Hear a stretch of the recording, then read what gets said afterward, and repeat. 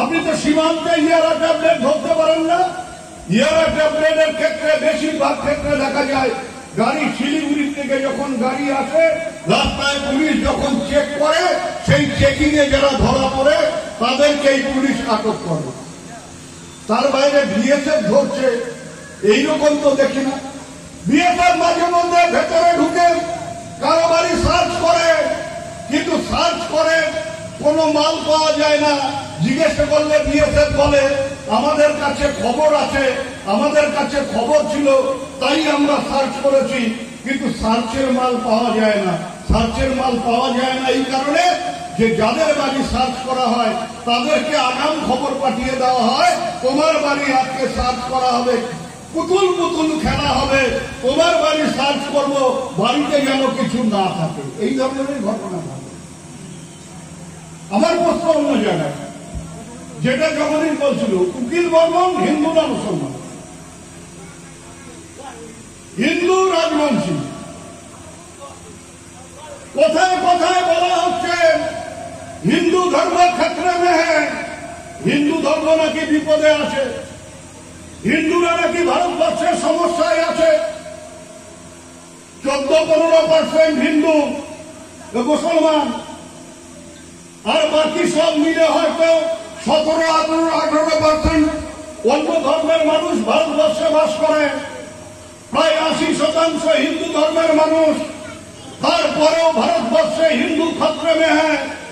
আর সেই হিন্দু ধর্মের একজন মানুষ উকিল বর্মনকে যখন বাংলাদেশিরা ধরে নিয়ে যায় তখন কোথায় শুভেন্দু অধিকারী এসে তো একবারও উকিল বর্মনের বাড়িতে উপস্থিত হয়ে বলল না যে আমার একজন হিন্দু ভাই তাকে বাংলাদেশিরা ধরে নিয়ে গেছে, যতক্ষণ না উকিল বর্মনকে বাংলাদেশ ছাড়ছে এই শীতলকুচি ছেড়ে আমি আর ওই কলকাতায় ফিরে যাব না, আমি এই শীতলকুচিতেই থাকবো।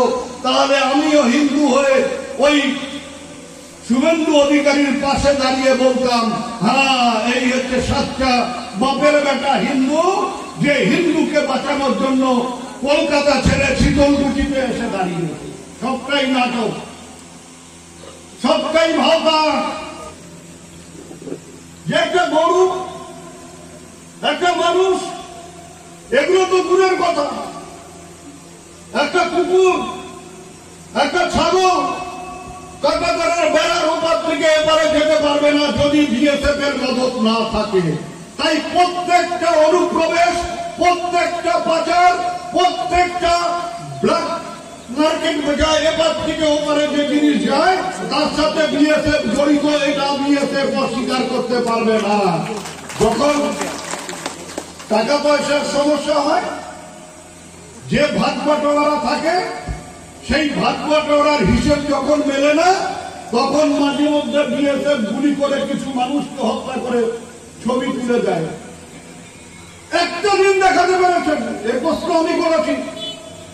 গীতালদা ওখরাবাড়িতে অনেক সাধারণ মানুষ মারা গেছে, এর আগে শীতলকুচিতে একজন মারা গেছে, আমি এসেছিলাম তখন মনে আছে তোমাদের।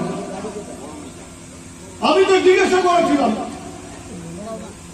যে বিএসএফ বলে যে এরা পাচারকারী, এরা পাচার করছিল, পাচারে বাধা দিতে গিয়ে আমাদেরকে হত্যা করবার জন্য রুখে দাঁড়িয়েছিল, তখন বিএসএফ বাধ্য হয়ে গুলি চালিয়েছে।